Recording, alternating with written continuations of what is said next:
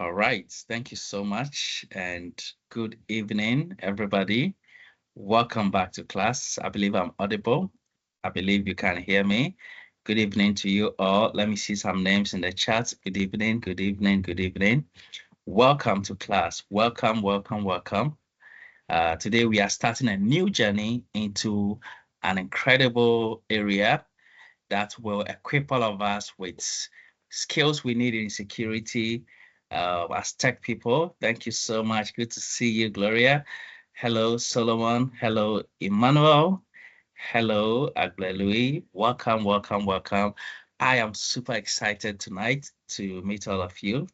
Thank you and welcome, Oluwakola. Welcome to class. And tonight we have a lot to cover. I'm going to share my screen quickly, and we are going to delve into the world of cybersecurity fundamentals. We are going to look at security skills that are needed by tech people, and those who will be studying cybersecurity will take the training to a whole new level in specialization. So we want to start this from next week. We'll have our afternoon sessions where industry experts will come in to give you more insights into the world of security. And so let's get prepared. Let's get prepared. And it's going to be fun. All right. So I'm so happy that you always come to class. And one of the things I said to the morning students is that for us to get to the top, we have to pay a price. Okay, so learning is a price we are paying. And each time we come to class, we are actually sowing a seed, and we need to keep doing that, and we need to keep learning because today, knowledge has power. Knowledge has power. That is my motivational message to you. Knowledge has power and it controls access to opportunities and advancement. Knowledge has power and it controls access to opportunities. So if you want to have a lot of access to opportunities, in the next 1 year, you want to have a lot of opportunities for you. You want your life to be better. You want all the stress to be in the past. You want to get into a better version of you. You want to be dealing with higher things in tech.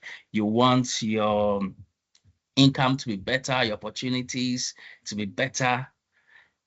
This is a time to acquire knowledge. And as we come here each and every day, we are here to train ourselves.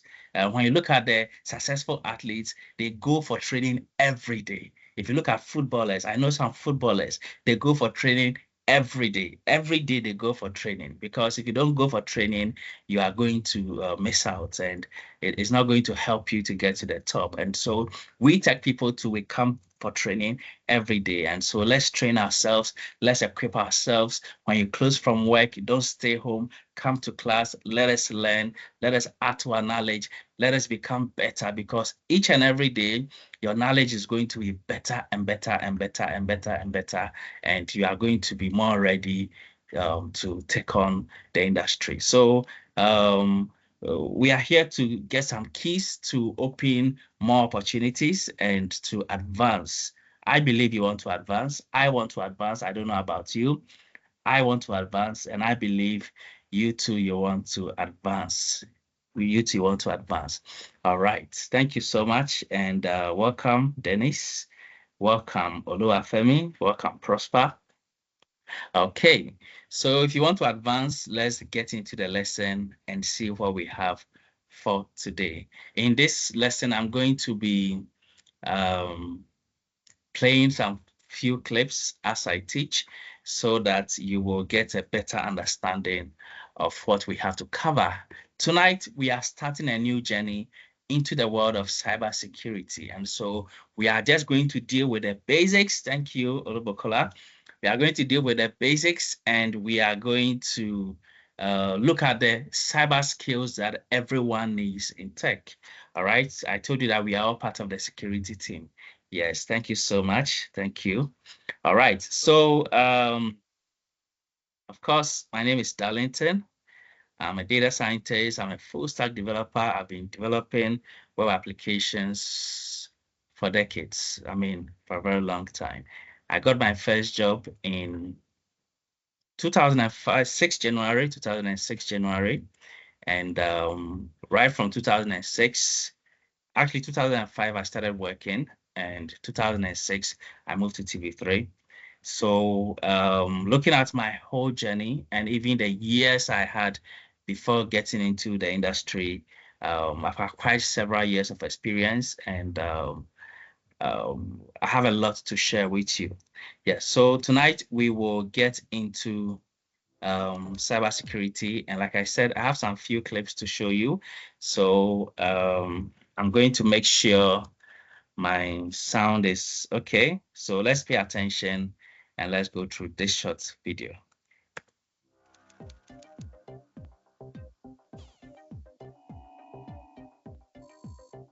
Would you be comfortable living in a house that someone else had the key to? What if an underground tunnel led into it from a public park, where its windows could never quite close all the way? Would you trust it with your safety and your privacy? The internet is that house. This is not to say never go into the house, but rather you should know the hazards before you store. All right, so someone is saying you can't hear. Is it that you can't hear at all, or the volume is low? Let me see what I can do about that. Okay, volume is low. All right, so I think when I'm playing it through PowerPoint, the volume is quite low. So let me just play it through the VLC, and I'm sure it's going to be much better. So let me reshare and play it through VLC rather. Then we will take it from the, okay, so let's watch it from here.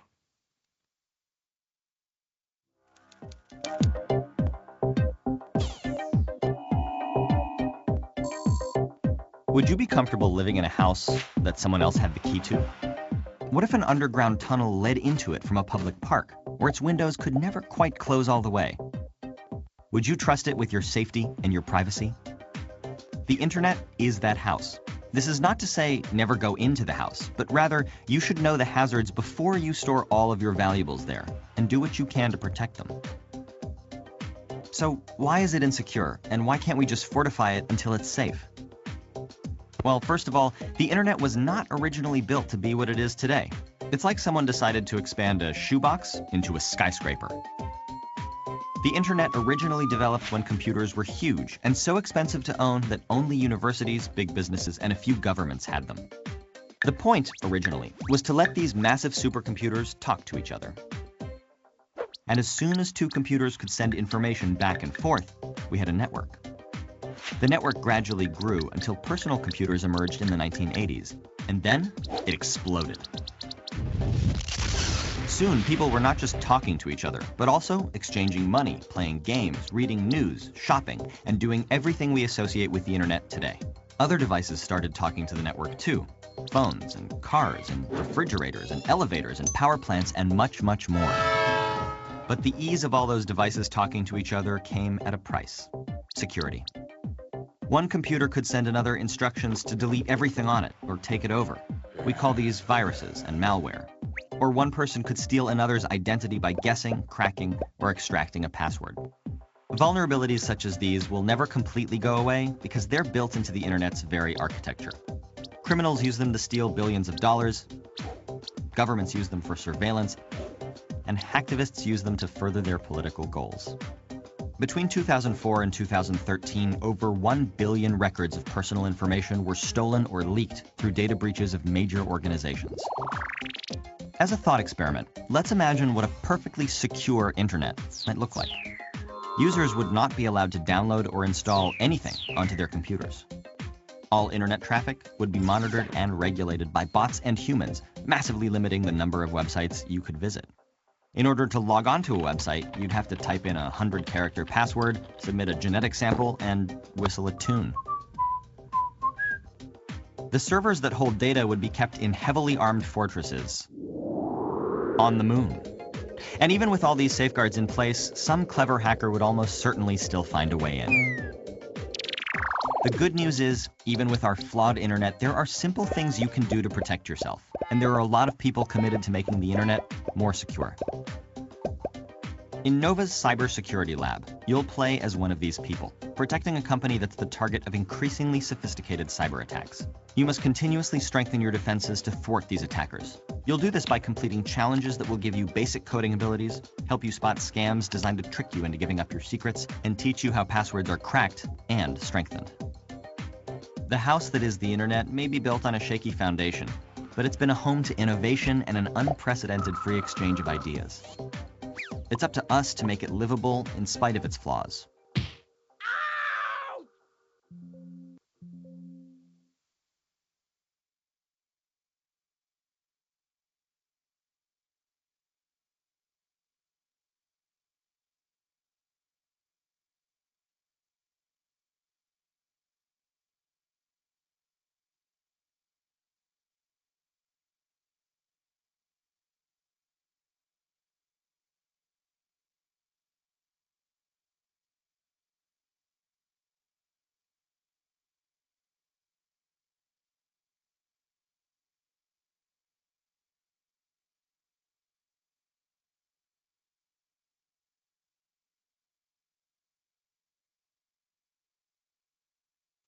Okay, so is it just now that you can't hear me, or it's been for a long time?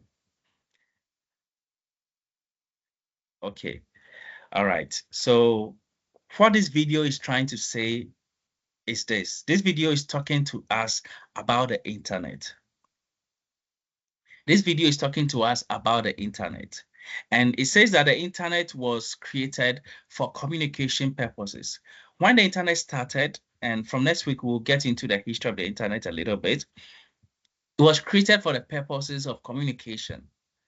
But today, the internet has exploded so much that it is used for business, financial transactions, for banking, for storage of sensitive data, and the whole world is on the internet. All of commerce has been moved onto the internet. And because of the sophisticated use of the internet, there are a lot of security flaws that the internet presents. And so the internet is like a house that has a lot of loopholes. Some people can go through this loophole through underground. There are a lot of windows that people can pass through to get into the house, which is the internet. And for you to be completely safe, then you have to decide not to use the internet at all. But if you decide to use the internet, which you can't live without today, I don't know about you, but businesses and a lot of people cannot live without the internet. This means you are also exposed to the risk of the internet. And so, because of the risk that the internet presents, we need to talk about security. Because there are highly skilled people who know how to get into different loopholes through the internet. Okay, and as tech people and as computer users, we need to learn how to secure our systems. All right, so this brings us into the field of cybersecurity, and cybersecurity, when it started, has become one of the top careers in the world today. There are a lot of cyber professionals who are needed in the field today. And like I mentioned the other time, all of us are part of the security team. And so if you are going to specialize in cyber security or not, as a tech professional, you need to have some basic knowledge on how to secure computer systems. Now, in this lesson, we are going to cover the basics of security, and we are going to look at the importance of cybersecurity and what we need to do as tech professionals to protect computer systems. Now, let me share my screen properly. And someone will ask the question, what is cybersecurity? And for most beginners, when they hear cybersecurity, I don't know what comes to mind, but most people think of cybersecurity as going to learn how to hack. Okay, going to learn how to hack. But when we talk about cybersecurity, it is not really about you going to be taught how to hack people. But cybersecurity is actually the practice of defending systems. The practice of defending systems. Cybersecurity is a practice of defending systems. If you can hear me, please put that in the chat for me. Cybersecurity is the practice of defending systems. Please put that in the chat for me if you can hear me. Cybersecurity is the practice of defending systems. And so if you want to get into cybersecurity, then you actually want to get into the practice of defending systems. Defending systems from cyber attackers, from malicious actors. And when you get into the field of security, that is where you are going to discover that there are a lot of malicious actors out there who are dependent on finding loopholes on the internet to get what they want to survive. There are a lot of people whose job it is to just attack other people.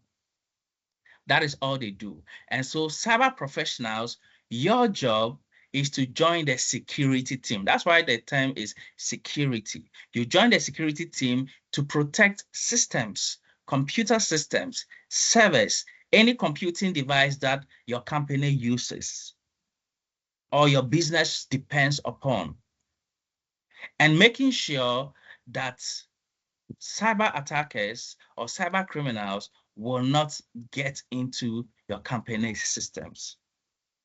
Apart from these computer systems that you are going to defend, you are also going to defend networks.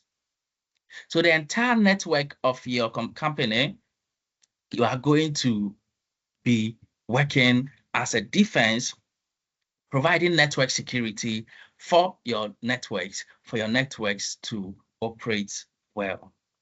And apart from that, very, very importantly, you are also protecting data. So the word defense over there is also for protection. So you are protecting systems, you are protecting networks, and you are also protecting data from malicious attacks.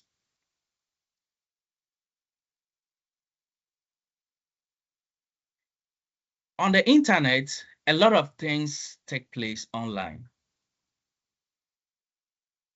And sometimes if you are not in the security field, you may not actually be aware of what is going on online. But there are a lot of malicious things going on online. And cybersecurity professionals, we are trained to protect systems from this. So when you are getting into cybersecurity again, you are going to learn to be in the security field of the cyber world. Because in this cyberspace, in what is called cyberspace, the cyberspace has become like a country where we all are citizens of the cyberspace. All right. So even though we are all citizens of our various countries, when it comes to the cyberspace, we are all citizens of the cyberspace. And every citizen of the cyberspace is called a netizen. I'm sure you've heard that term before, a netizen. You are a citizen of the internet, so you are called a netizen. I'm sure you've heard this word before. Now, I'm going to show you a live threat map, and this particular map shows you the cyber attacks that have been recorded today. All right, so today, the cyber attacks that have been recorded on this very, very day. And so I'm going to click on this link, and it's going to lead me to be able to show you the attacks that have been recorded today, as well as the attacks that are taking place right now as we speak. So let's open to the browser, and this is the link. I'll share it in the chat. And in this link, we are going to see the cyber threats that have happened today. Now, today, there has been over 12 million cyber attacks today. All right. So this is a website that tracks cyber attacks. So you can see the origin of attacks and the destinations of attacks. And there are some incredible websites out there that give us a lot of information. For example, there's a site that I used one time. There's a site that can give you access to every plane that is flying right now. So if anybody is flying and you want to be sure whether they are still flying, there's a website that you can go and check their plane. You just need to know the tail number of the plane, and you can see the plane in the air. And you can see all the planes in the air. Yes, and next week, Caleb, you just said what is on my mind. Caleb is saying, why is it that nobody's attacking Africa? I was just thinking about it as I was talking to you.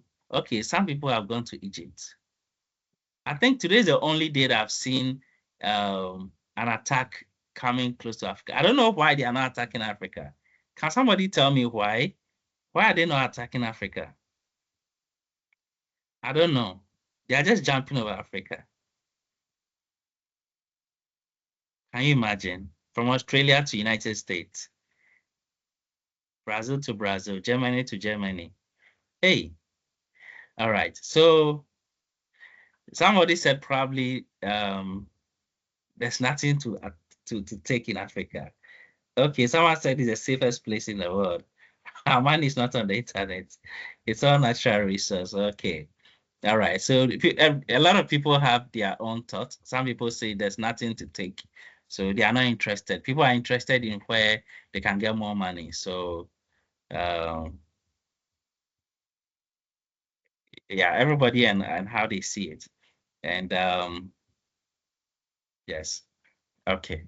So some people say from South Africa. Wow, South Africa. Vusimuzi, what is going on in your country? Timothy. Okay. All right. So say they do not track attacks in Africa. Probably, probably. All right. So these are live cyber attacks. And if you get into the cyber security field, you are going to discover a lot of tools that help you to get a lot of information about activities on the internet. Okay. So in the cyber space, we are going to come across a lot of tools. We are going to experiment a lot of tools that let you get a lot of information. Sometimes there are tools that if you are the manager of a network or if you set up a hotspot somewhere, you can see all those who are on your network and you can see all those who are transmitting data over your network. And you can even monitor every activity of what is happening on your network. And so there are a lot of tools that give us a lot of information in the cyber world. All right. So let's continue. And I'm going to play another clip to get us ready for this particular lesson. Sorry.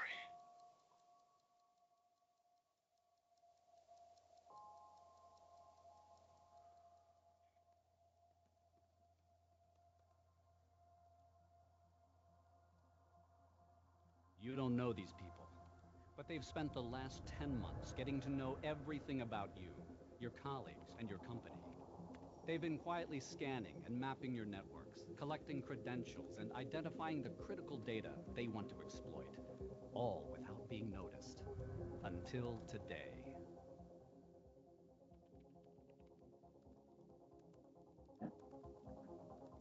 Three. Dalawa. Adin.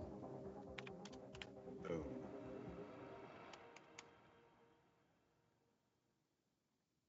Hey, you about ready to get out of here? No, another exciting night of event triage and analysis.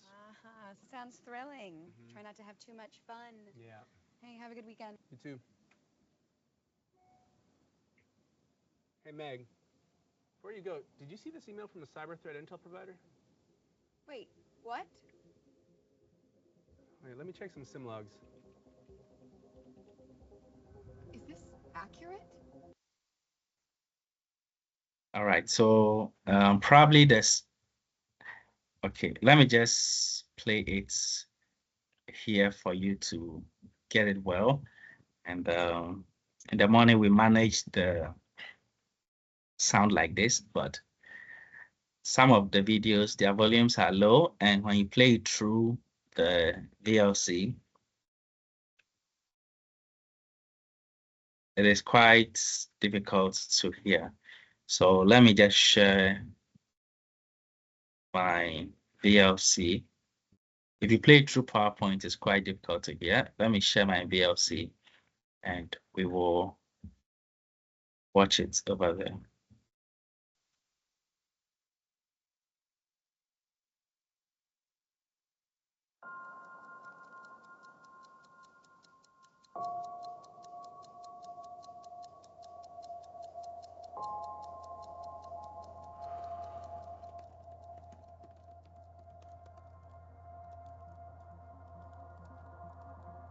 You don't know these people, but they've spent the last 10 months getting to know everything about you, your colleagues, and your company. They've been quietly scanning and mapping your networks, collecting credentials, and identifying the critical data they want to exploit, all without being noticed. Until today.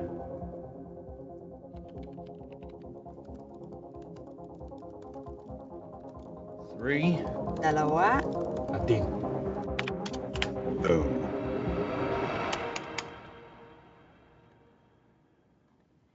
Hey, you about ready to get out of here? No, another exciting night of event triage and analysis. Sounds thrilling. Mhm. Try not to have too much fun. Yeah. Hey, have a good weekend. You too. Hey, Meg. Before you go, did you see this email from the cyber threat intel provider? Wait, what? Wait, let me check some SIM logs. Is this accurate? Who disabled the log feed from the server? All the IDSs are down too. Yeah, you need to get Reynolds on the phone. Now! I promise, I'm leaving now. I'm sorry, I got tied up. I know the reservations are at 8. Don't worry, I'll be there.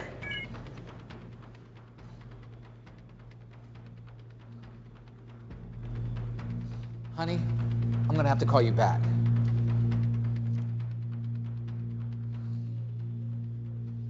What's wrong?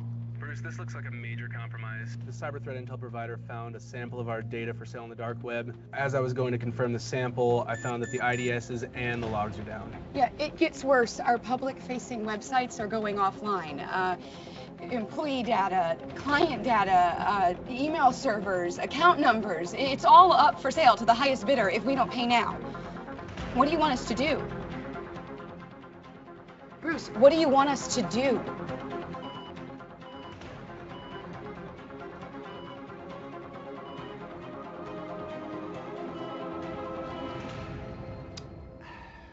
Checkmate. Go to severity level 1. Recall the team. I want forensics all over this. I'll notify leadership and meet you in the SOC. Got a long night ahead of us.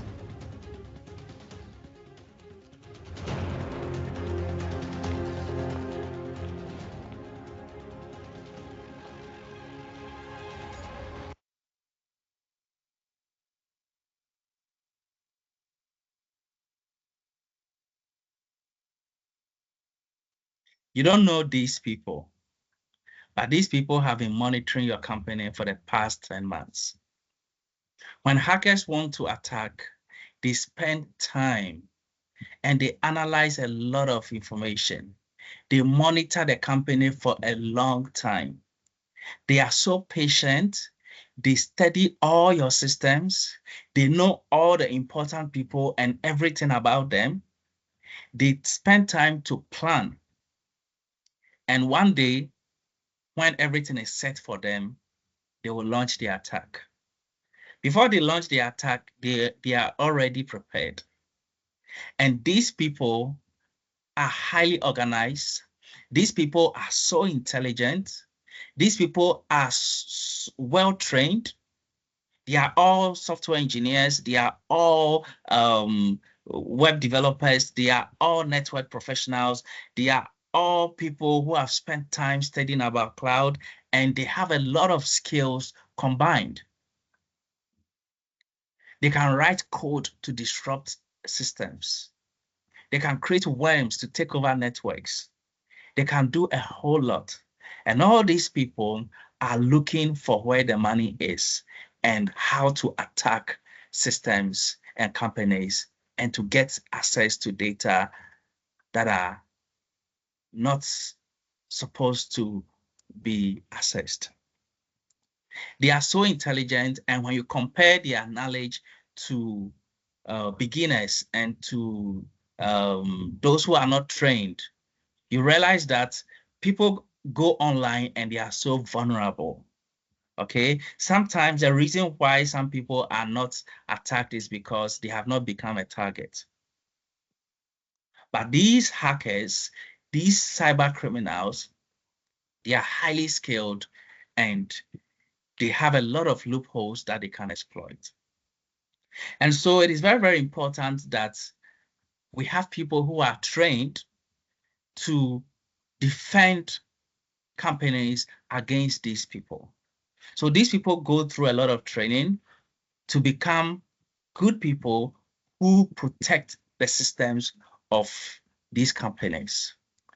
And companies are looking for these professionals to be part of their team and to secure their systems.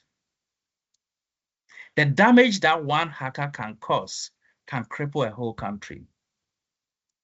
One hacker can penetrate systems that will determine a whole election. One hacker can choose your president. One hacker can cause damage that will affect everybody's lives. And so security professionals are in high demand. And the time has come for us to be trained. The time has come for us to get knowledge and for us to be highly skilled to defend systems.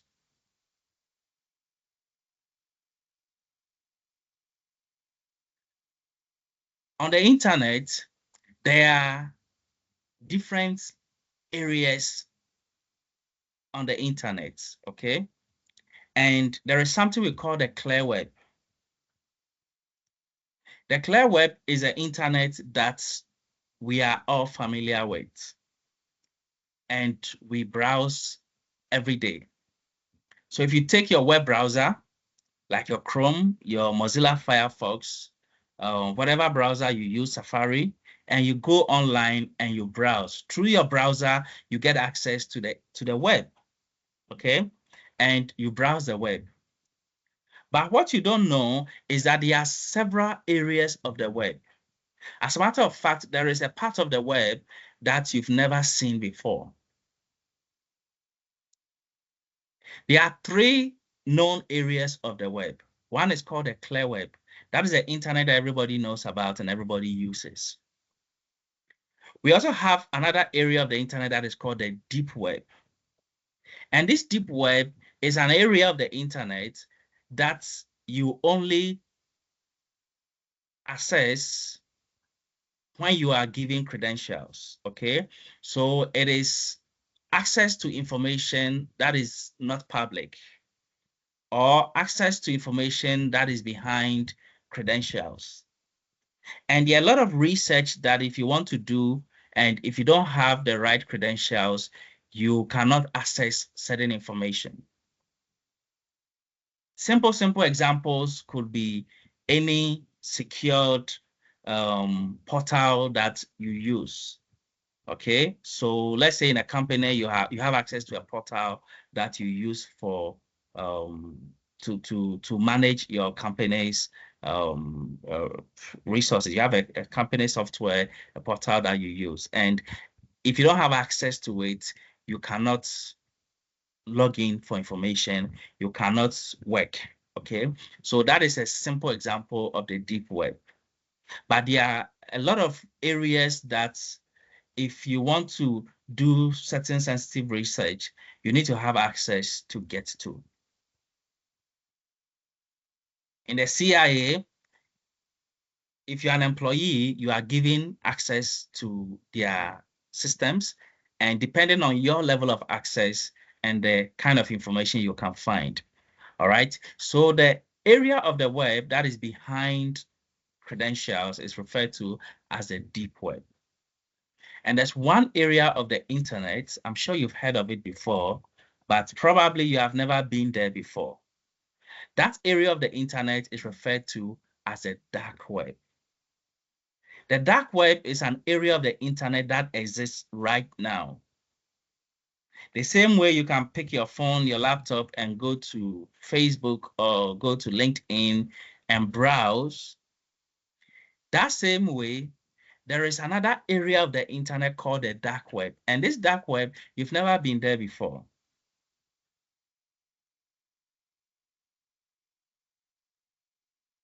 For you to get to the dark web, you need different tools. And I'm not talking about machines. You can use your laptop, but there are certain applications that you need before you can access the dark web. Now, the dark web is an area of the internet that the criminals operate. On the dark web, that is where you can find all the unimaginable things. That is where people sell and buy drugs. So those who deal in drugs, I don't know the names of the drugs, cocaine and all those serious drugs, they buy them on the dark web. On the dark web, that is where people buy weapons and people buy ammunitions and people buy things that are illegal.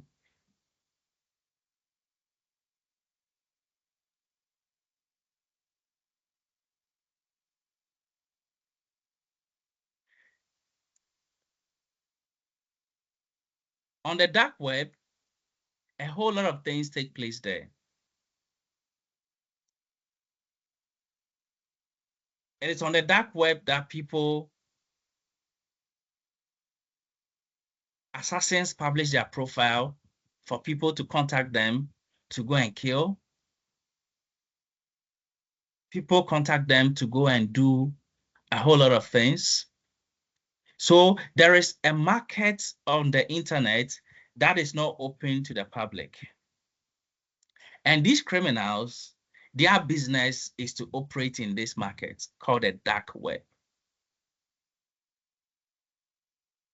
They have access to the dark web and they know how to publish themselves on the dark web.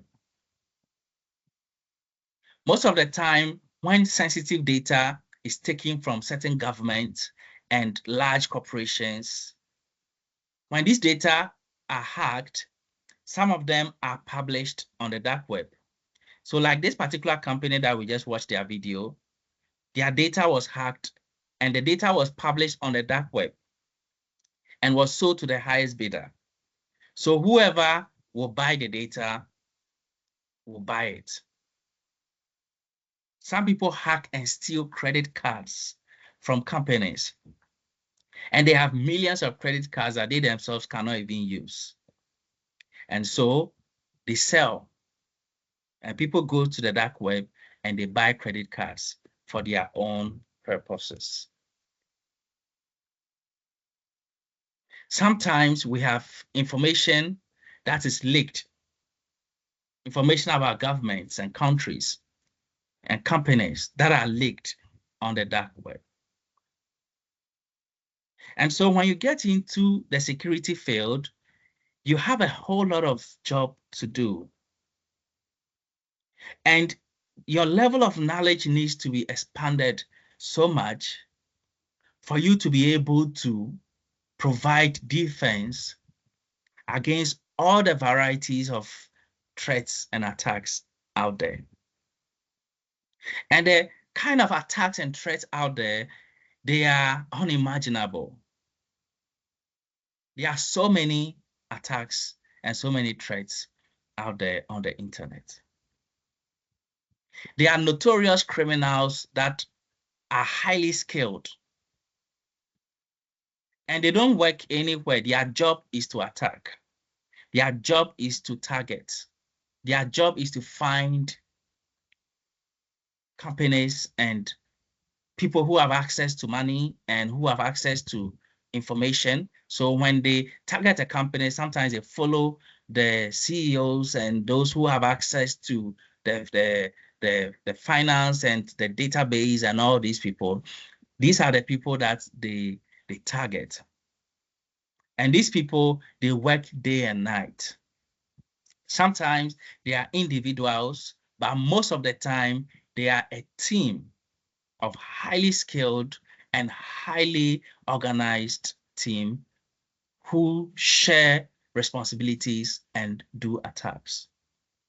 So they have skilled project managers and skilled engineers, and they work together as a team. So like I said before, if you are not in the security field, you may take things lightly. But in the real world, there are serious attackers out there. Just as we have criminals in the real world, these criminals, they have moved online. And there are people who started coding from the age of 9, who are so skilled, so skilled. Imagine the skills that good people have today, and they are creating systems that we are using, like ChatGPT and all these amazing systems, Amazon, and all these amazing systems that we use. These hackers are also highly skilled and super skilled like that. But their job is to penetrate into systems and to take down systems. And most of the time, the agenda is to steal and sometimes destroy things and make sure that certain people cannot operate. So in the field of cybersecurity, we are trained to be on the defense. The same way that in the security field, we have people who enter into the police and the military and what are the security fields out there in your country? When we talk about the security agency, we have a lot of security units and institutions, like the police, like the military, like the Air Force. I don't know if you can name some of them. All these people, they get into security and they are trained to defend the country and to make sure that the citizens can have a normal life. Okay, sometimes we are going about our daily business, but you have no idea the threats that the government is actually working on. What is about to happen in the next 48 hours and what they have to do to stop it. And the soldiers they deploy to go and stop these things for you to just go about your business. So in the cyber field, we are those people who provide this security. And most of the time, the enemies of security are highly skilled, like I said, and malicious people. When we say malicious people, don't take it lightly. We are talking about people who are so corrupt, people who have no regard for humans, people who are so evil, people who are bad. They are just looking to take and to destroy.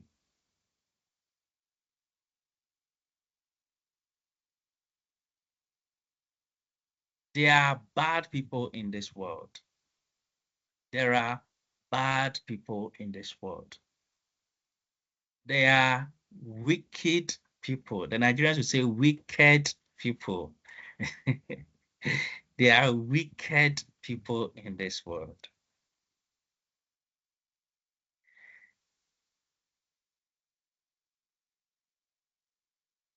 And these people, their business is to find loopholes and to exploit. There are some of them, they are so corrupt that once they are even arrested, they don't even try to turn them for good, because they are really, really bad actors over there. If you are not in the security field, sometimes you have no idea the level of crime that people are planning and people are committing. There are serious crimes out there, and there are serious criminals out there, notorious criminals out there.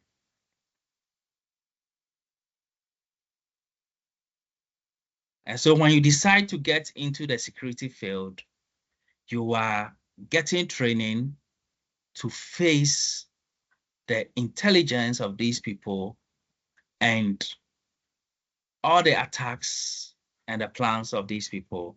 Your job is to defend companies against all these people.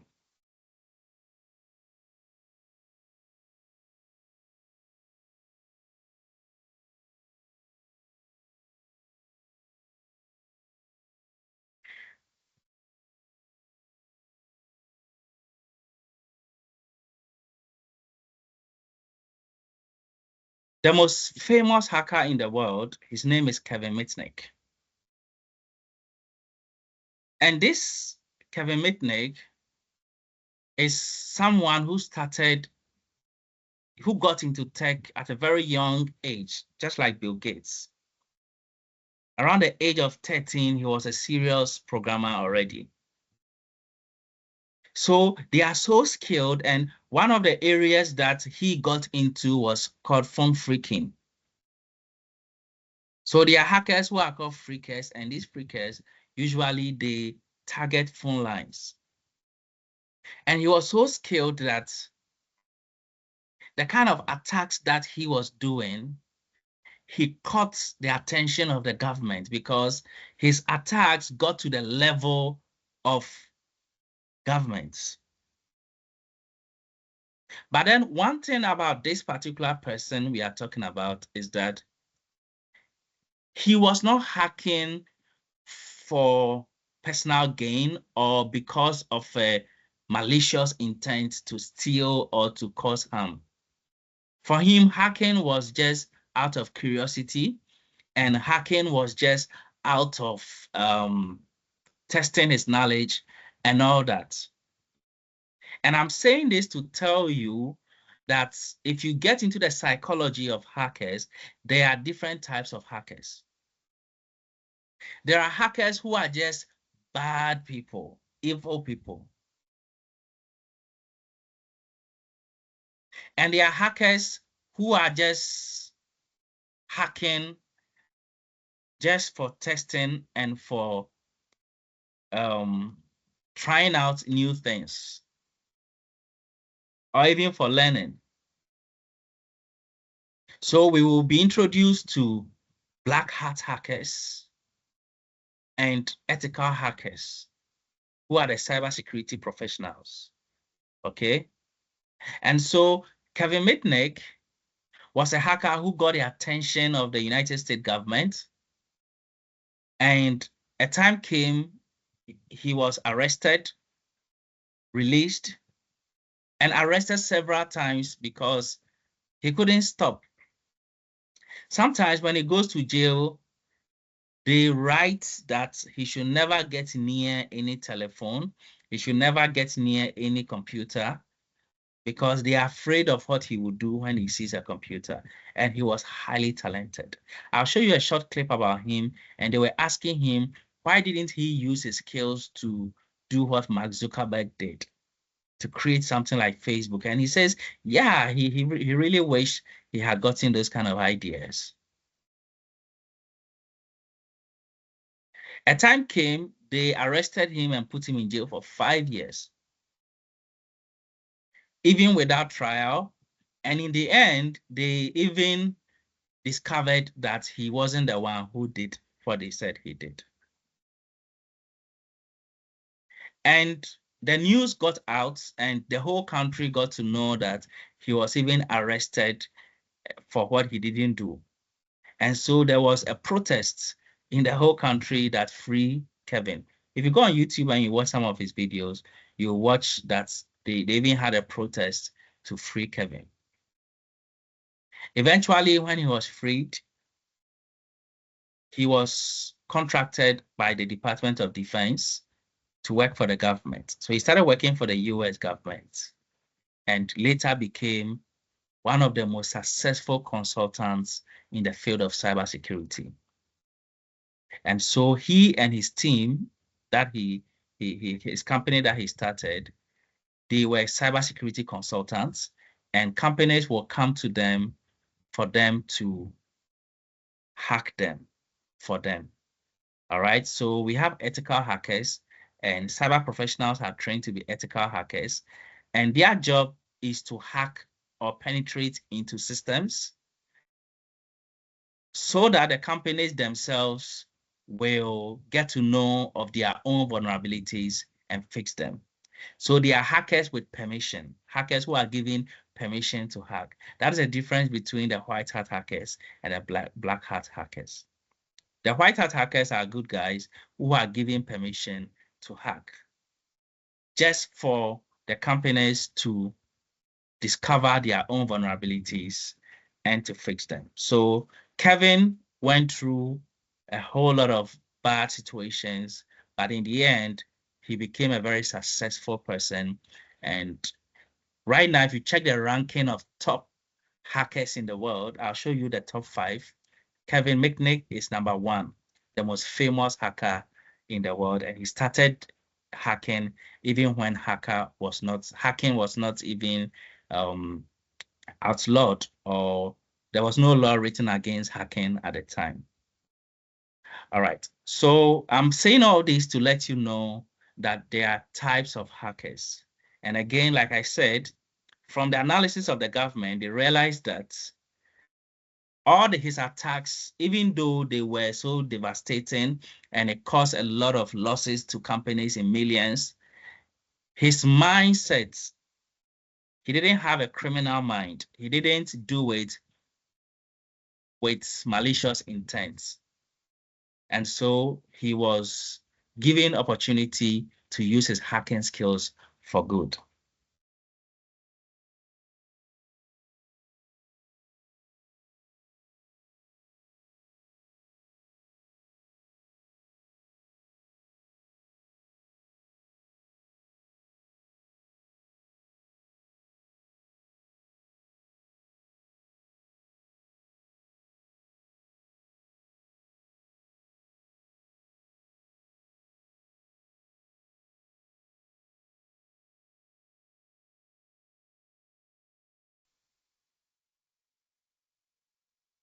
And other computer hacking groups began terrorizing computer networks worldwide, Kevin Mitnick was feared by security experts as the world's most wanted hacker. I was fascinated with magic, and then I became involved in a thing called phone phreaking, which was manipulating the telephone network. And like some of the pranks I used to pull as a kid is I changed the class of service of a friend's telephone to that of a payphone. So whenever he or his parents tried to make a call, it'd say, please deposit a quarter. And I loved the pranksterism of it, and I became a hacker because I wanted to pull more pranks with the phone system, and the phone company was moving towards computerized systems. When did you realize that you crossed over the line and you were really doing something malevolent? Well, I realized that when I was young. I actually started computer hacking before there were laws against it. And in fact, in high school, in my senior year, I went to class, and the first assignment was to write a program to find the first 100 Fibonacci numbers. Instead, I wrote a program to steal passwords. And the teacher was so taken aback with this program that I got an A and a lot of attaboys, and the ethics taught when I was in high school was it was okay to hack, that you were considered a whiz kid. Eventually, hacking was outlawed, and Mitnick joined the FBI's most wanted list for a string of computerized corporate break-ins. After spending 5 years in prison, he emerged as a security consultant teaching corporations the tricks of his former trade. Now that you're on the other side, trying to catch hackers, how does it feel to be playing defense as opposed to offense? It's harder because a hacker only has to find one security vulnerability to get in. And as a security professional, we have to find all the vulnerabilities and close and shore up the defenses before the bad guys figure it out. How bad are the defenses right now, both in corporate America as well as the government? Pretty bad. As we can see with the hacks of Anonymous and Lulzsec, there's a lot of low-hanging fruit out there, and they're taking advantage of it. There's a lot of websites that are internet-facing that have vulnerable applications, and the hackers are able to find them, exploit them, get access to confidential data, even to the systems themselves. And we've seen that over the last 2 months every day. What do you make about the phone hacking at News Corp? That was a very basic type of attack. I mean, they were guessing default pins. And I don't think the journalists themselves were actually doing the hacking. I think they were using what we call information brokers that private investigators use. So they could have some plausible deniability. So they go to a private investigator, hey, we want to get the scoop on this guy. The private investigator calls their information broker. They hack into their voicemail. They hack into their email. I think it's done all the time. And Rupert Murdoch's company, they were caught. Now that Mitnick has revealed his Catch Me If You Can life story in a new autobiography, the question still remains, what would have happened if he used his computer skills for a more positive purpose? When you see people like Bill Gates Yes. and now Mark Zuckerberg, did you ever think, I could have been that person instead of the hacker who went to jail? Yeah, I actually think about that. I don't think more about Bill Gates, but I think more like Mark Zuckerberg, because I think about, well, why didn't I think of this? Or especially like YouTube, something so simple and so elegant, and they sold it to Google for billions of dollars. And even today, I'm trying to think of the next thing that would be like the killer app of the internet. Okay, What is cybersecurity, and how does it protect you? sorry about that.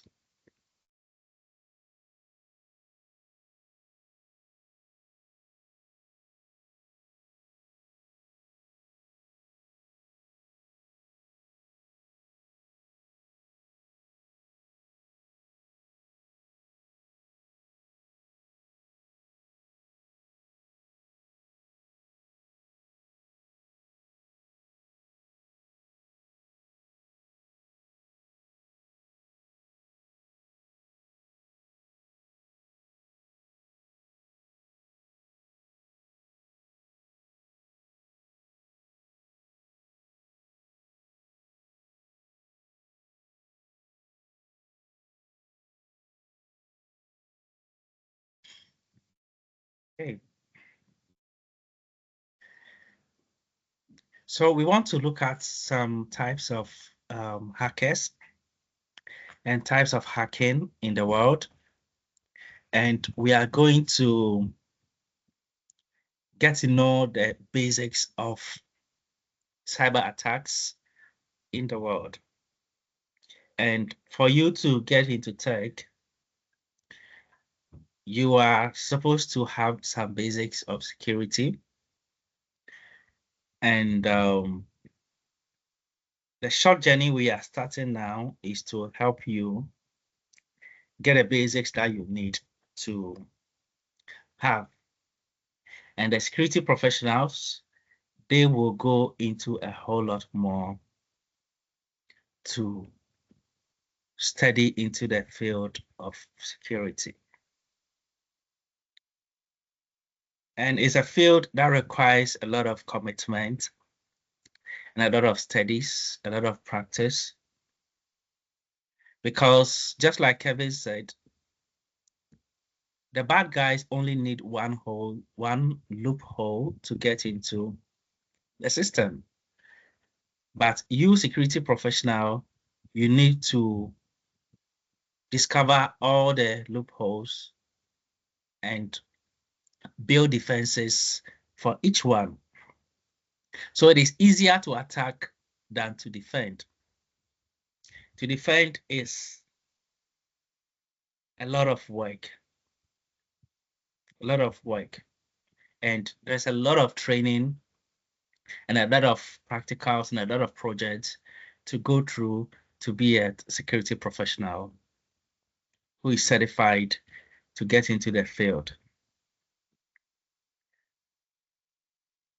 Most of the time, by the time you are ready for the job market, you enter into the security field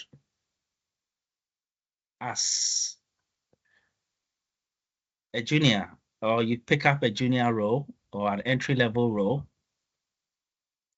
And as you continue to work and continue to study, you build up a lot of experience and you begin to climb the ladder of advanced security. And over time, you are going to occupy serious roles that you defend very, very important systems and large companies and sometimes governments. But all of us are part of the security team. And the very basics of security, we are all supposed to be educated in. So when I started lecturing, I mentioned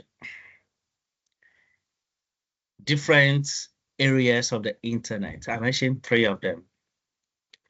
I want to know if anybody here remembers what I said and can mention or list those 3 areas of the internet that I mentioned. So let me see that in the chat before we get into details.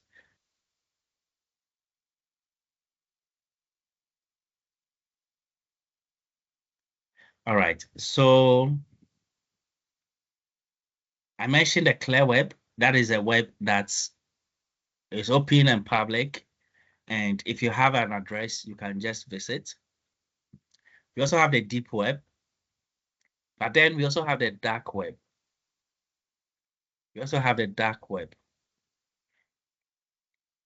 And sometimes, as a security professional, and those who work in law enforcement, sometimes they monitor the dark web and they track criminals in the dark web. And sometimes as a security professional, you may even, you may work for a bank, you may work for any company that has a lot of sensitive data. You may work in finance, I mentioned banking. You may work in healthcare, or you may work even for the police or for national security. And you may have to monitor the dark web. You may have to be a security analyst to analyze a lot of data to find vulnerabilities. And there are a whole lot of things that are going on. So in the real world,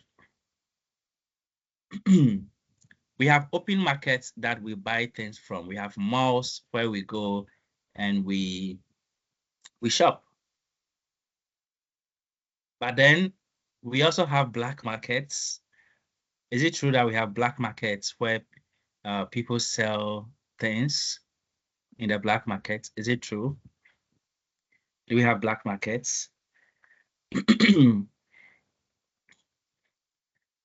Yes, so we even have black markets in the real world where criminals operate. And some of these markets and some of these criminals, hey, someone says go to Oxford Street. How did you know? Okay. Someone said Oxford Street. What is that? All right. So we have black markets, and a whole lot of things are sold. And sometimes there are even protocols to follow before you can buy things. And if you want to contact a criminal and you don't follow the right protocol, you can be killed. So there are a lot of crime going on. I don't know the level of crime you have been exposed to, or the amount of crime you have seen in your life, or the amount of wickedness you have seen in your life. But there is a lot of wickedness, and there are different types of people. And on the internet, we have these people who have either hired professionals or by themselves have gotten into tech and are highly skilled. So we want to start by defining hacking, and hacking can be defined as an act of exploiting weaknesses in a computer system. So the act of exploiting weaknesses in a computer system or a network or a software to gain unauthorized access. So they exploit vulnerabilities or weaknesses to gain unauthorized access, typically with the intent to steal, sometimes to alter, or to destroy data. Sometimes they just want to disrupt your operation. Sometimes they are competitors and they don't want you to do your work.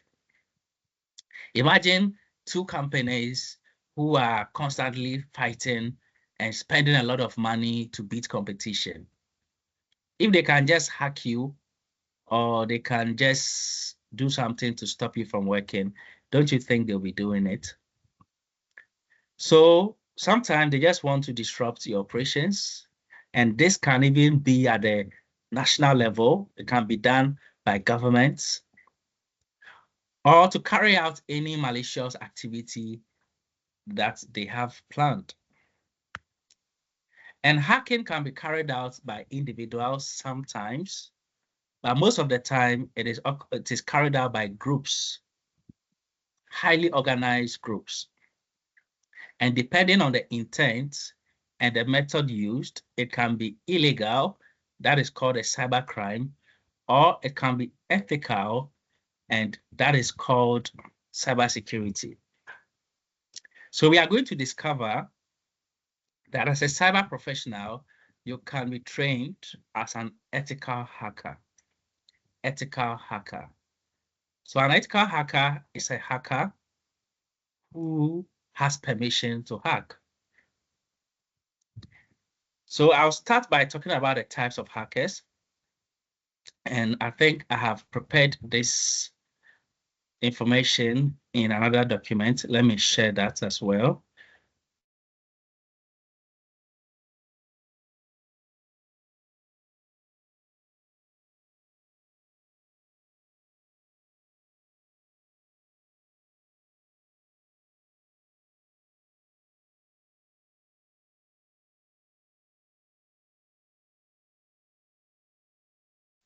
All right. So we'll start by talking about what is called black hat hackers. So please write that in the chat, black hat hackers. This is how hackers are termed or named, black hat hackers. Let me see that in the chat, black hat hackers. And these black hat hackers, they are the bad guys of the hacking world or of the cyber world. These black hat hackers are the bad guys. They are so bad, and some of them are very, very bad.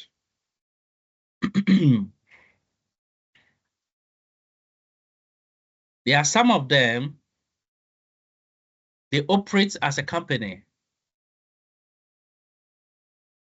and they don't do any other work.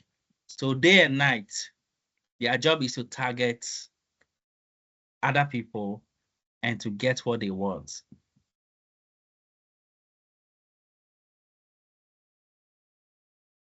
And some of them are making billions of dollars through hacking.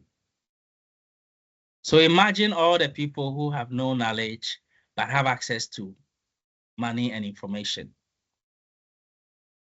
So these professionals, they play on the ignorance of these people and they bully them into getting access into the resources that they are in charge of.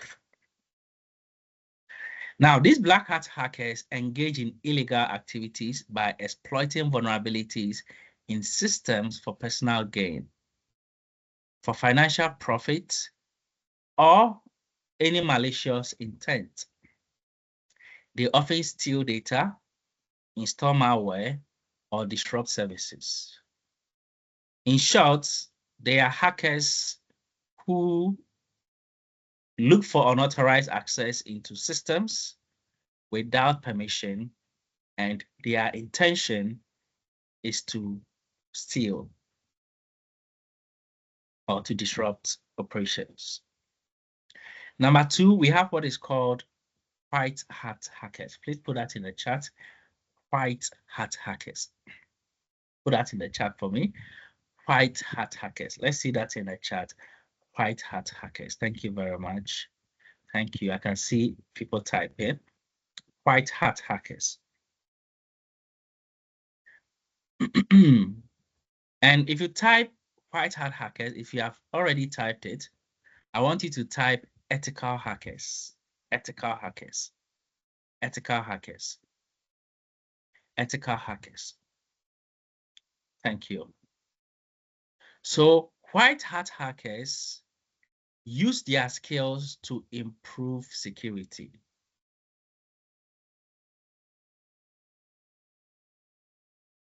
They use their skills to do what? To improve security. So these are the good guys in the hacking world.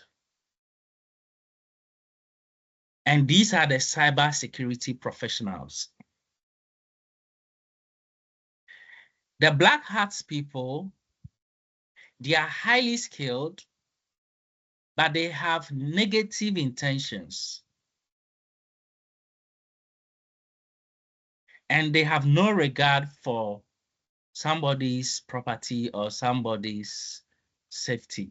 They just take what they can without regard. Now, these white hackers are those who intentionally go through training to also become highly skilled and possibly become better than the black hat hackers, because their job is to stop these black hat hackers. And so the race and the war between the good guys and the bad guys, the white hats guys and the black hats guys, is so intense that the black hats are looking for bad ways to do things, and the white hats are looking for ways to stop them.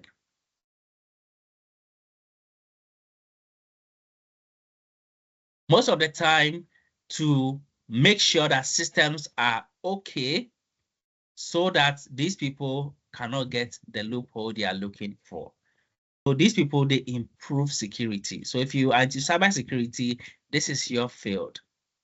You are going to be trained to be an ethical hacker. Sometimes you are going to understand the tricks of the trade, how the hacking is done, but then your intention and you are in the security team. You are not in the evil team. So yours is to improve security. So there's something called pen testing or penetration testing. Penetration testing. So you test systems, you penetrate into systems so that companies will be aware of vulnerabilities and to fix them. They are often employed by organizations. So the white hat hackers are often employed by organizations to find and fix security vulnerabilities. Their job is to find and to fix security vulnerabilities before the black hat hackers can exploit them. You see, so the war here between the whites and the black is that the systems that the black people are looking for, and when I say black people, I mean black hats people, what they are looking for, the loopholes they are looking for, the vulnerabilities, the job of the white hat team is to make sure that all the vulnerabilities will be closed. And so you cannot get in.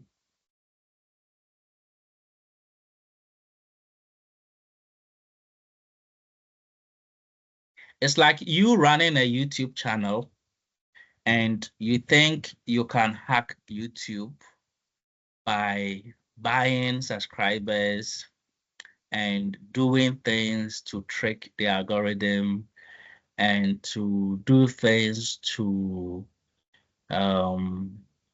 just promote your channel in strange ways. Please, when it comes to YouTube, you are wasting your time. Anything you do to your channel is going to go against you tomorrow. If you want to run a YouTube channel, you need to run a proper channel where all your content belongs to you. You created all your content, where your subscribers are real subscribers, people who value your content and they follow your content. If you do any bad thing, YouTube can keep quiet for 2 years and they will come and shut down your account. A time will come, you have a lot of copyright issues because you think there's a popular thing here, so you can just copy and put on your channel to get views. All those things, they are waste of time. YouTube has invested into ethical hackers and they have blocked all the loopholes. You see, when you are doing them, it can even be working, but they are just allowing you to waste your time. A time will come, you are going to realize maybe you are now starting, so you think it's working, it's not working. So these white hat hackers, their job is to fix vulnerabilities. And their work is legal and beneficial to cybersecurity because they do it with permission. They have permission. These black hat hackers do not have permission. Then we have another team called the gray hat hackers. Please type that in the chat for me. Gray hat hackers. So I watched a certain movie, and in that movie, there were angels and there were demons showed in the movie. And one so-called angel appeared, but if you look at the color of the shirt of the angel, the person saying it's an angel, and it was a spiritual being, all right. But if you look at the color, you can see that this one is not really shining pure white. It's like there's something strange about this angel. And lo and behold, it was an angel that was tricking somebody. It was a bad angel. So these gray hat hackers, they actually fall in between white and black. They are not white. They are not really white. And he says off-white. They are not really white. And they are not black too. So they are gray. So these gray hat hackers, listen to how they work. They fall somewhere between the black and the white hat hackers. Listen, they actually exploit security systems without permission. So that is what makes them gray. They might exploit, and they actually do. They work without permission. They break into systems without permission. But the reason why they are gray is that their intention is not necessarily malicious. There are people who break into systems without the evil mind, the criminal mind, but then they break into systems without permission. And some of them have their own reasons for doing that. Some of them, for example, it says that they often disclose vulnerabilities to the affected organization. So sometimes they can hack a lot of companies just to teach the companies that you are not secure. And so without permission, so the key word here is permission. The white hat guys, they have permission to hack. But these gray people, they don't have permission. But the reason why they are not black is that they are not bad people. Their intention are not malicious. They are not negative people. Sometimes they report to the companies and tell the companies where they are weak, either out of learning, out of curiosity, or out of different intentions. Sometimes they even require fee to fix the problem. Okay, so that is the difference over here. Sometimes they break into these systems, and the reason for breaking into these systems is to expose things that are beneficial to society or to a lot of people. Okay, so they didn't do it for personal gain. They didn't do it for stealing, but they hacked for other reasons. This is what makes them gray. So they are not white, they are not black. All right, I hope you understand that. Then another group, we call them script kiddies. Please put this in a chat. Script kiddies, script kiddies. Please put this in a chat. Script kiddies, script kiddies, script kiddies. All right, so we also have script kiddies. And just like I mentioned a few days ago, these script kiddies are inexperienced hackers. They are hackers who have no tech skills. They never learned coding. They don't know any JavaScript. They don't know any Python. They don't know any data analysis. They don't know any networking. They don't know any Linux. They don't know anything. But what they do is that they buy or find pre-written tools. They find pre-written tools.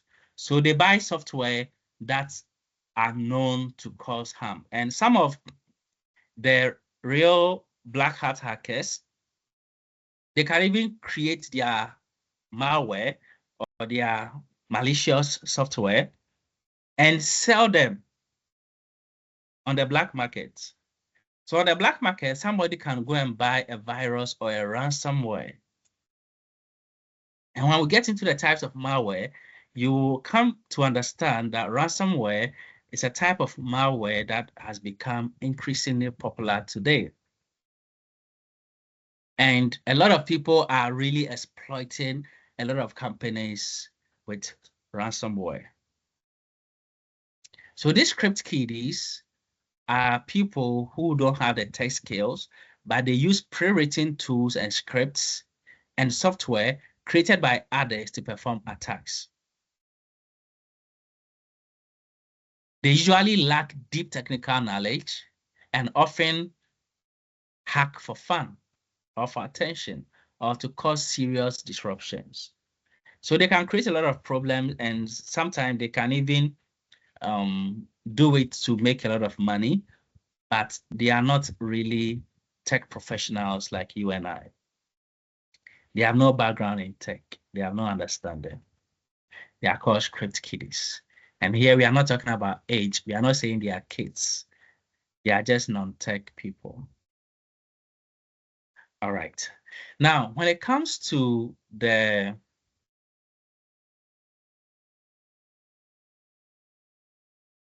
types of hackers, we may have a hacking group who are called hacktivists. Hacktivists. Please put that in the chat as well. Hacktivists. Please put that in the chat. Thank you, Quinta. Hacktivists. And sometimes some of the gray hat hackers are also hacktivists. And these hacktivists, they use hacking as a form of, as a form of political activism. And they often target sensitive data from governments, from large corporations, or organizations to promote their social agenda. So they hack to promote social agenda, they hack to promote political agenda, they hack to promote ideological agendas.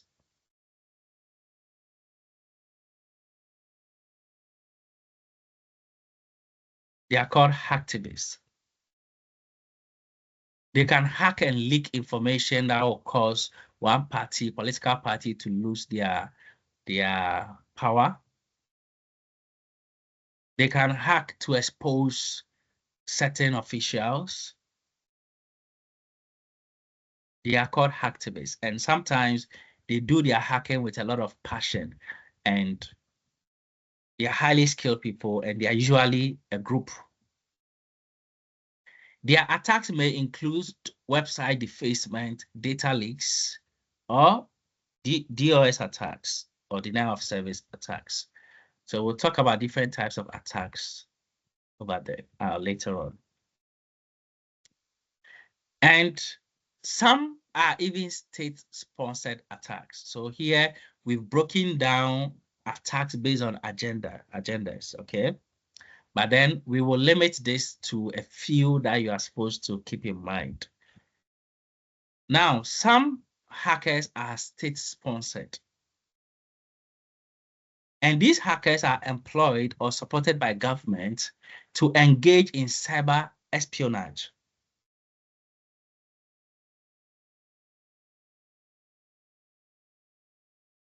Spying on countries. They can spy on governments, they can spy on other countries, sabotage, or even for war.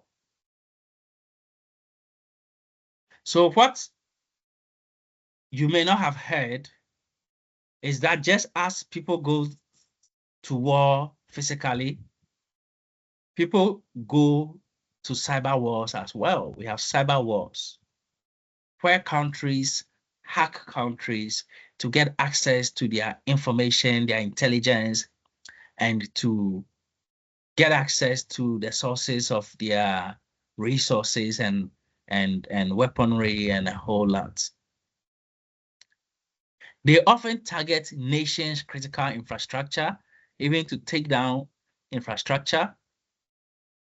And when there is a real physical war, there is also a cyber war in the background.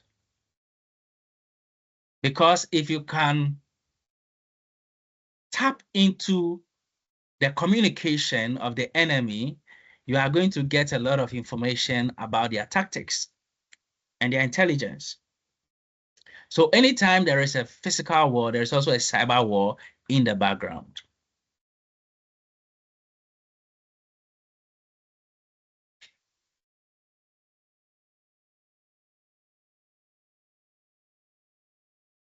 And so during times of war, the military units communicate with high security. And most of the security that we have, that we use for business and all these things, they were engineered by the military. As a matter of fact, from next week, we will learn that even the internet was created as a tool for the military. So if you study cybersecurity, one of the first lessons you are going to learn is called cryptography. Please put that in a chat for me if you can hear me. Cryptography. You will learn about the history of ciphertext, of encrypting. That's where we get the word encryption and decryption. So every cyber professional will learn cryptography. You will learn the history of encryption, how encryption began, the different types of encryptions we have, and the encryption algorithms that we have to encrypt messages. And all these things started from the military. They encrypt their communication. And so when they write a letter, they don't write it in plain text. They write a message encrypted. And only the general can decrypt it because he has the decryption key. And if you don't have the decryption key, you can't decrypt it. It may be normal text you are seeing on paper, but it has been encrypted. You have to use a key and a system, a formula that only the two people know about.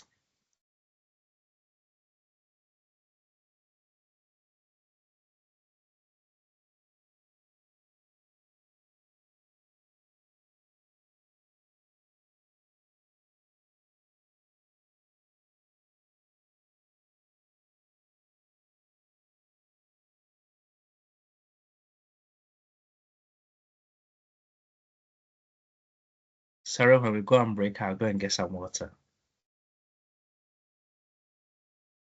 So you learn that in the First World War and in all the wars, even in ancient times, army commanders send messages with intelligent encryption. And you'll be amazed how it is. And only the recipient knows how to read it. And today, encryption and cryptography has evolved into advanced levels that we have high encryptions today. And so messages can be encrypted with serious algorithms just to make sure that the messages cannot be intercepted during communication. So when it gets to the end, then it is decrypted. All right. We also have another dangerous type of threat. So this particular one, it is more appropriate to add it to the types of threats that the cyber threats that we have. This is referred to as insider threat. Please put that in the chat for me. Insider threat. And insider threat is one of the most dangerous forms of cyber attacks because this refers to individuals who are part of the organization. These are, sometimes we call them frenemies. They are people within the organization who have negative intention, whose mission and motivations are not aligned or in line with the company's vision. People who have personal agendas and personal intentions. We call them frenemies, insider threats.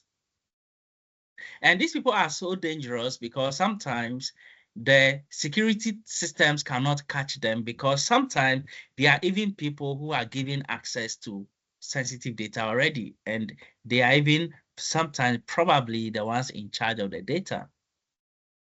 But once they are inside the organization, they are so dangerous because they can work with criminals or they can use their own access to cause the damage right from the inside.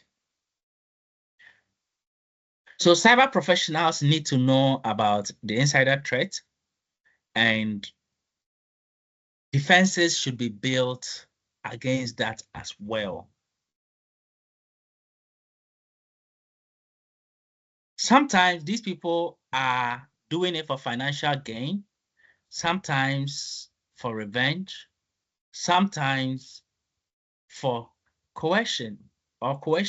Sometimes they are even coerced by others, or sometimes not even coerced. Sometimes they are manipulated.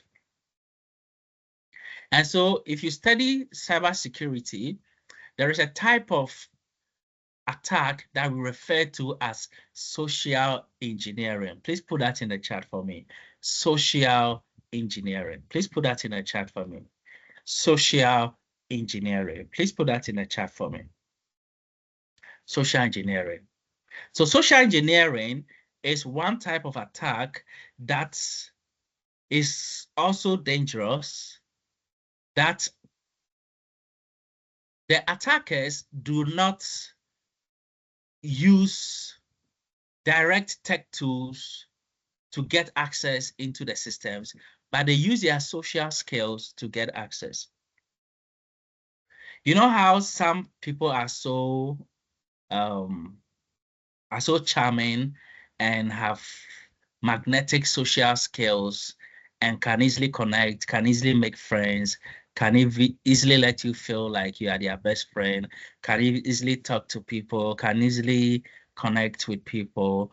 And all these, some people are skilled like that and they use it for hacking.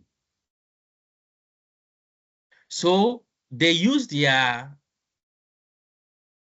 social skills to engineer cyber attacks by manipulating you into giving them access. So sometimes, let's say you work in a large organization and you don't know all the IT people. Maybe you are working in a bank, you don't know all the IT people, and someone calls you on phone and just tells you that, oh, my name is Michael. This is Michael calling from IT. And probably they've sent something onto your system already that you are battling with. And they will say that we have discovered an activity on your machine. Can you enter this code to fix it? Or can you give me your password so that I fix it for you? So they will talk to you in a way that you never get a clue. And they may not be direct like I am telling you right now, but they can be friends with you. They can even be calling you for a long time before they get access or they demand access. Okay. Some people can even visit the office and say that they are from this company. They are supposed to fix your network system or supposed to fix your electrical system or supposed to do this. You see these things in the movie. Then you think they are really from this company that you work with because they've done their research. Then you give them access to where the data is or where the sensitive information are or in the server room, and they go and they install their malware or they go and they continue from there. Sometimes they just call you and manipulate you. Someone can call you and say that, okay, I'm your auntie, I'm from London, and I'm sending some goods. They'll talk to you in a way that you feel like, oh, it's true. You're supposed to pick up the goods here, and so do this, do this, do this. In the end, you realize that they have manipulated you. Okay, so this happens in millions of forms, but they use manipulation. They use talking to you in a way that your mind will not go on the facts that they are trying to get access or on their real agenda, and they get what they want from you. That is called social engineering. All right, let's move on. We also have what is called whistleblower hackers, and these whistleblower hackers, they use their skills to expose wrongdoings or unethical practices in organizations. So sometimes The gray hat hackers may also be whistleblowers. They may leak classified or sensitive information to the public, often citing moral or ethical reasons. Yes, so sometimes they leak information to the public, and not for malicious intent, but just to leak something because probably the public they want to expose it. All right. Then let's talk about blue hat and red hat. Now, these blue hat hackers are often invited by organizations to test the security of their systems before a product is launched. So these are like white hat hackers. And these people, they are called to test, they do penetration testing on systems like new software that is about to be launched to the market. This blue team are called to hack and test the security before they are launched. They are similar to white hat hackers, but they may operate on a freelance basis or as part of a bug bounty program. Okay, so most of the time, the white hat hackers may be employees of the company who are part of the security team. But this blue team, they are called in as special people most of the time to penetrate into new products before the products are launched. All right. Then we have the red team or the red hat hackers. These are vigilante hackers. Listen to what they do, who target black hat hackers. So these red people, their job is to take down the black hat, the bad guys. But they use aggressive and illegal methods. They aim to stop malicious attacks, but operate with an ethically and legally ambiguous, in an ethically and legally ambiguous space. So these are people who go after black hat hackers through illegal methods. They are called the red hat hackers. So out of these, I want you to remember a few of them because in cybersecurity, there are some that you have to remember for sure. There are others that are not really, they are just for your knowledge sake. So black hat, number one, you have to remember. White hat, you have to remember. Gray hat, you have to remember. Script kiddies, you have to remember. Insider threats, you have to remember. Then blue hat and red hat. So I want to see how many you can remember. So just write in the chat how many you can remember. And let me see how many you can remember. And after that, we will go on a short break and we'll add a little bit of information. I will not take all the 3 hours. And I'm just building the foundation for our cybersecurity fundamentals training. And I'm not asking you for the number, okay? Just write it for me. Write it for me. Okay. All right. So just write it, what you can remember. And I think we can still take our break. And by the time we come back from break, I'll check how many you were able to remember. And I like my students who take notes in class, you know. You should be taking notes, okay? You should be taking notes as you learn because it's not everything you can just remember like that. You need to be taking notes so that you write things down. Yes, because it helps a lot. All right, so thank you very much. I'll see you after the break.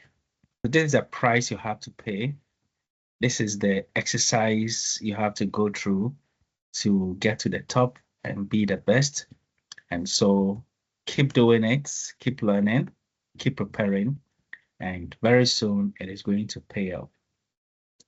All right, so we want to move on from here. We've looked at the types of hackers, and when I look here, I can see that most of you have typed the types of hackers over here. That's wonderful. And I will quickly take you through some of the top 5 hackers in the world quickly, and then we will move on to the next thing. All right, so on the top of the list, we have Kevin Mitnick, who is one of the most famous hackers in the world. Mitnick was involved in various high-profile breaches, including breaking into the systems of major companies like IBM, Nokia, Motorola. He was eventually arrested and later turned into a cybersecurity consultant. All right, so this is Kevin Mitnick, and he has books written about his life and about his skills, and he is successful because now he's no longer breaking into systems illegally. Now he is given permission by a lot of companies to test systems and to hack systems to fix vulnerabilities. So he and his team have built a $1 million company, multi-million-dollar company out of cyber skills. So cyber skills can pay off. Not only can you be valuable to companies as an employee, a time will come with all of your experience, you can also run a security firm and make a lot of millions of dollars out of your skills. Then we also have Adrian Lamo, known as a homeless hacker. Lamo gained notoriety for hacking into systems of companies like Yahoo, Microsoft, and New York Times. So this guy was very notorious, and he got into hacking quite early, and he hacked most of these big companies. And later he gained fame for reporting someone known as Chelsea Manning to the authorities. And Chelsea Manning was a US military officer who was selling sensitive data to enemies and was leaking sensitive data. So this hacker became popular when he reported Chelsea Manning, and he was a notorious hacker, and he went through a lot of bad things, and I think he's not alive today, right now. Then we also have Gary McKinnon, and he's a British hacker, and he was accused of penetrating into the biggest military computer, for perpetrating the biggest military computer hack of all time, after he gained unauthorized access to US military and the NASA systems, claiming to search for information on UFOs. So this is another notorious hacker. And in cybersecurity, you're also going to be exposed to popular hackers and hacker groups. You do a lot of studies on hacker groups and hacking history. Okay, so some of the attacks, for example, in the last 5 years, some of the recorded attacks, it is part of the things you are going to be learning to know the popular attacks, because there are sometimes we refer to certain attacks to build certain defenses. So there are a lot of things in cybersecurity that you look at. And this particular number 4 is actually a group called Anonymous. And like I said, most of the hackers are in a group. So they have a group, and the hackers, the individuals, they try to get connected to hacking groups so that they can all work together. And this is not a single individual, but a decentralized group of hackers and activists.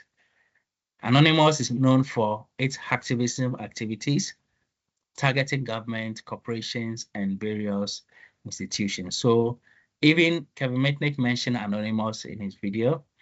And this is a popular hacking group. And again, you are going to be learning about a lot of hacking groups. And there's one particular movie, I think, what is the name? It's called Salvation. I don't know if anybody has watched Salvation on Netflix. If you have Netflix, look for Salvation and you will see some good tech people, and you also see a hacking group called Resist, and you see how well organized and how intelligent they are and how powerful they are. Resist. So a hacking group in that movie called Resist, and you could see that they had power to even control the government of the United States and the government of several countries. And they operate with highly high skills. They are so talented. Resist. All right. So sometimes we deal with groups. And the last person I'll mention here is called Albert Gonzalez. And he was a mastermind behind some of the largest data breaches in history, including the theft of over 170 million credit card numbers from companies like TJX and Heartland Payment Systems. So some of them, they steal credit card numbers and they sell them. They sell them. As a matter of fact, the first time I ever heard of hacking ever in the early 2000s, the hacking that was around those days were really about selling of credit card numbers. So in high school, you will hear that some of the bad boys, they buy credit card numbers and they use them for shopping. So those days when we started hearing these things, they buy credit card numbers and they use them for shopping. And they order for things. So you'll be in school and you see some of the bad boys wearing new shoes, fancy things, and they said they shop for them online those days. All right, so some people steal card numbers and they sell them or they use them. What is cybersecurity and how does it protect you? Okay. So I'm going to end my lesson in 15 minutes. So I'm going to take you through a few things and we'll continue tomorrow.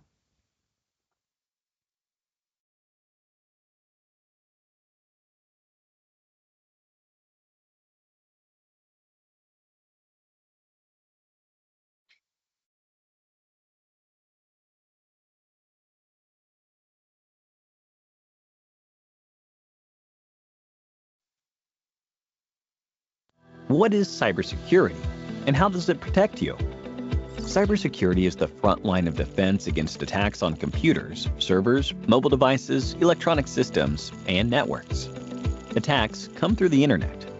Cybercrimes are perpetrated by criminals who target individuals or networks for financial gain or to cause service disruption. Cyberterrorism is another type of attack. It's where technology is used to inflict real-world damage or cause critical disruption to infrastructure. If you go online using any electronic device, you are susceptible to cyber attacks and need some form of cybersecurity. How do cybercriminals and hackers launch cyber attacks? The common threat is malware, or malicious software.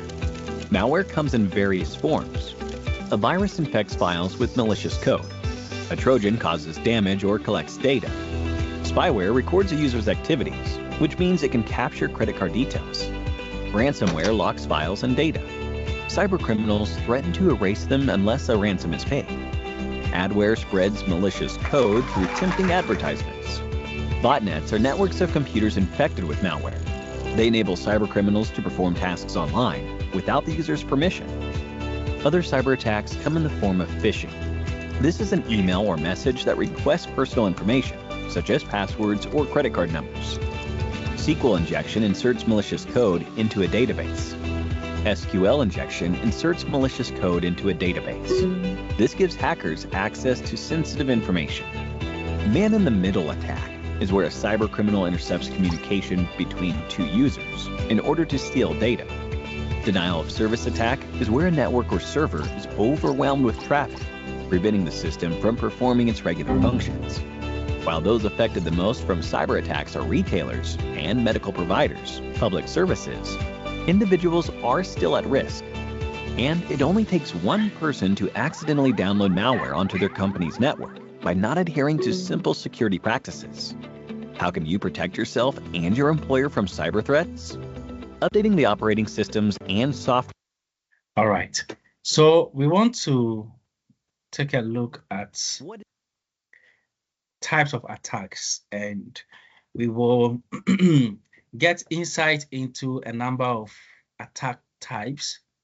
And in our cybersecurity fundamentals training, we will spend time on the most common type of cyber attack, which is number one, malware. So I'm going to mention some of these, and exactly 12 minutes from now, I'm going to end my presentation, and we will continue everything tomorrow. So let me share my screen well.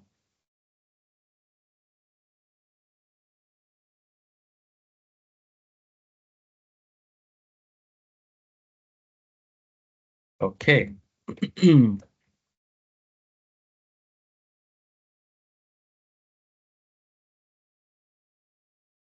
All right. So we are going to go through some common types of attacks, and we will start with the most popular one, which is called malware. So please type malware in the chat for me. Malware in the chat. Malware. Malware. Let me see malware in the chat. Thank you, Quinta. Thank you, Emmanuel. Thank you, Solomon. And this particular malware, it is made by, or this word is a term that was created by the combination of two words. The first word is malicious, and the second one is software. So malware actually stands for malicious software. Please type that in the chat as well for me. Malicious software. That is the meaning of malware. So the rest of our studies will be on this malware because this is the most common type of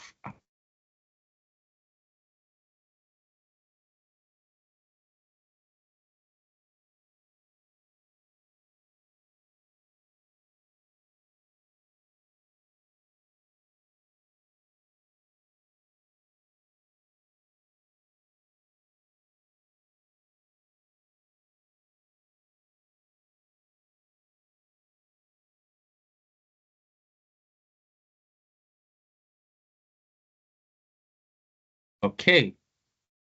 So when we say malicious software, we are really talking about software attacks or attacks through software. So, and this will let us understand that cyber attackers can attack through any form. Most of the time, they attack through software. So when we say malware, we are talking about software programs that are designed to damage or do unwanted actions on a computer. So just as we have software that is used for good, we have applications that we use for good, we also have software that is created to cause harm or to damage things. These are called malicious software, and the word malicious stands for harmful. So these are harmful software. So they actually sit down and write code. And I think I'll see if we can just create a simple malware in one of our classes here.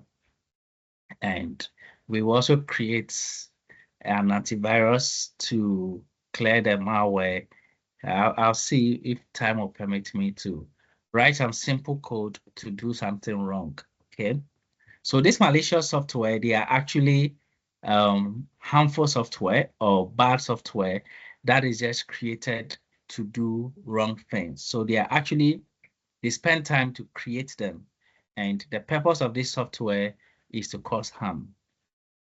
And common examples of malware include viruses, worms, Trojan horse, spyware, adware, ransomware, and so on. So a virus is actually an example of a malware. And some people only think viruses are the only dangerous software out there. My screen is not sharing. I'm so sorry. I thought I'm sharing my screen. All right, please can you see my screen?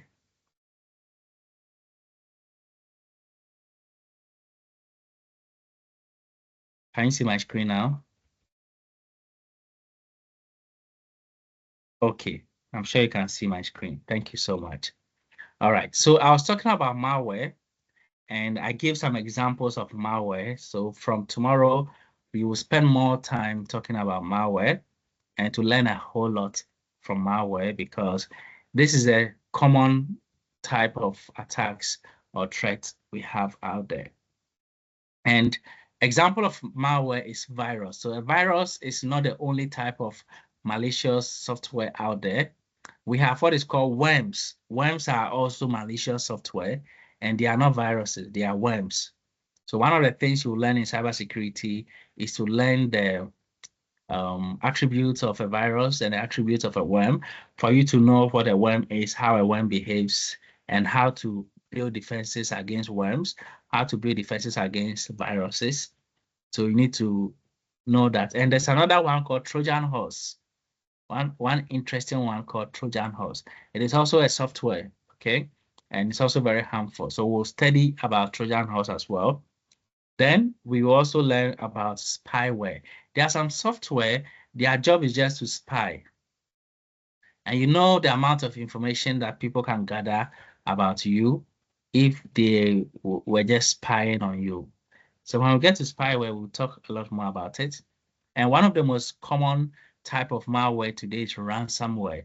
This ransomware is very dangerous and they write software that will lock your computer and encrypt all your data and put a message on your screen that you need to pay a ransom, pay money to so and so crypto account. And after you pay, you get a decryption key to decrypt your own data. And they do this to big companies. And the company will, all the computers in the company will be locked. And they don't have access to any of their data. And so either they pay the ransom or not. It's just like kidnapping. They ask people to pay before they release their loved ones. That same way, it happens a lot. And today is one of the most common cyber attacks out there. If you do research into common cyber attacks, you realize that ransomware is going on a lot. Then we also have phishing, and phishing is another dangerous type of attack that intelligent criminals use to deceive beginners. And so, sorry, they actually create, let's say, websites that look like existing websites of credible companies. So let's say you're a customer of a bank like Access Bank, and these criminals will create the same website of Access Bank.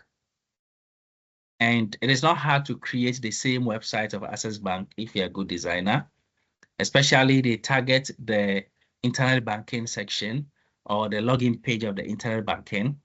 And what they will do is that they will send you a link in your mail and send you a strange message like how social engineering is done to tell you that we've discovered an issue with your account and your account is going to be shut down in the next 2 days. So please log on to your account and do so and so. So they'll say, click here.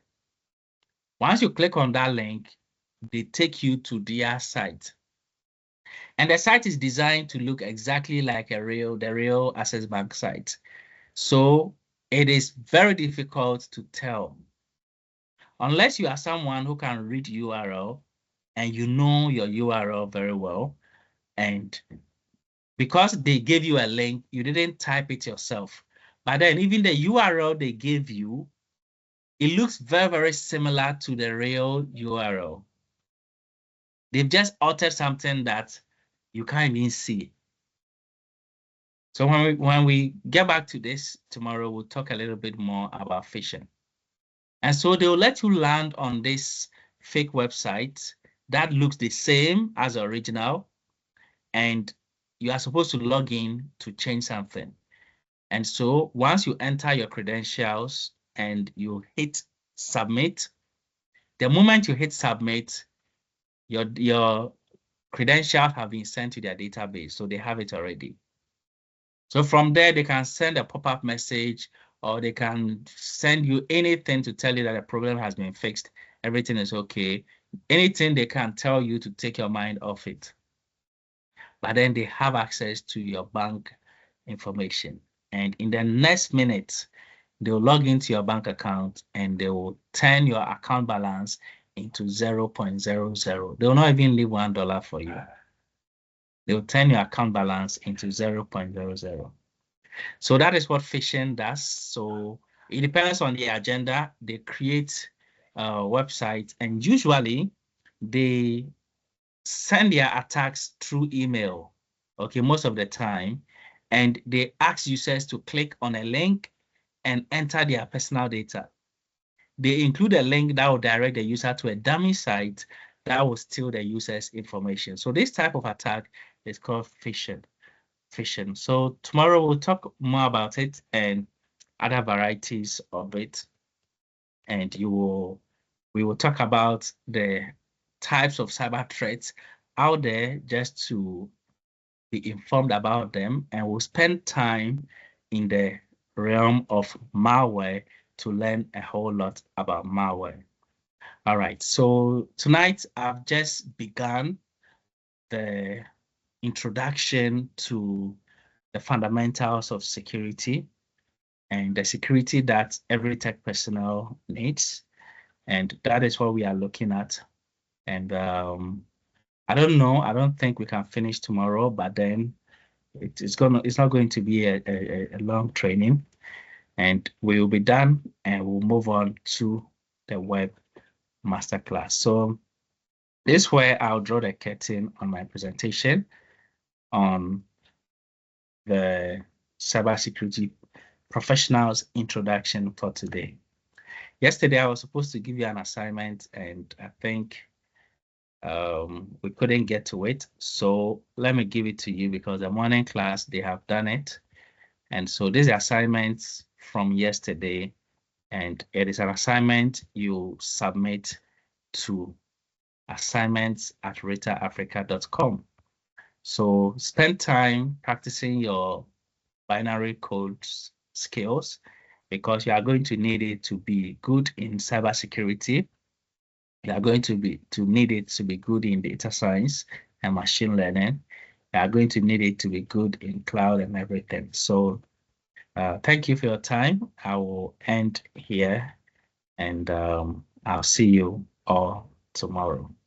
Thank you.